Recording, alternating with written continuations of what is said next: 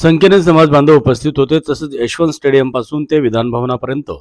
नाजोगी भराडी रागपंथी समाज मोठ्या संख्येने उपस्थित होता। या कार्यक्रमाला आयोजक नारायण शिंदे सिव्हिल इंजिनियर यांच्या मित्र परिवाराने कार्यक्रम आयोजित केला होता।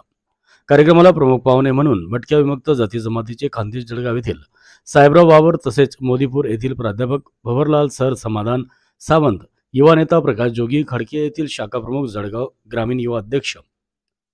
संजय शिंदे, बागदारा येथील दादाबराव बाबर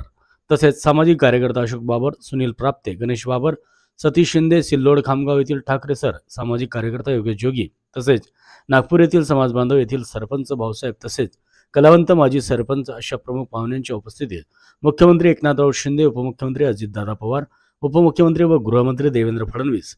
यांना भटक्या विमुक्त जाती जमातीच्या समाजावर होत असलेला अन्याय, अत्याचार तसेच जातीच्या दाखल्यासाठी 1961 पुरावा रद्द होण्याबाबत, गाव तिथं यशवंतराव मुक्त वसाहत बांधून मिळण्याबाबत, ज्या ज्या ठिकाणी जोगी समाज, नाजोगी समाज, मराठी समाज, नाथपंथी समाज यांना गावठाण जागा मिळून घरकुल मिळण्याबाबत तसेच बाहेरगावी व्यवसाय करण्यासाठी जाणाऱ्यांवर अन्याय अत्याचार करण्यासाठी कवच मिळण्याबाबत अशा अनेक समस्या घेऊन आज नागपूर येथील विधानभवनावर महामोर्चा संपला।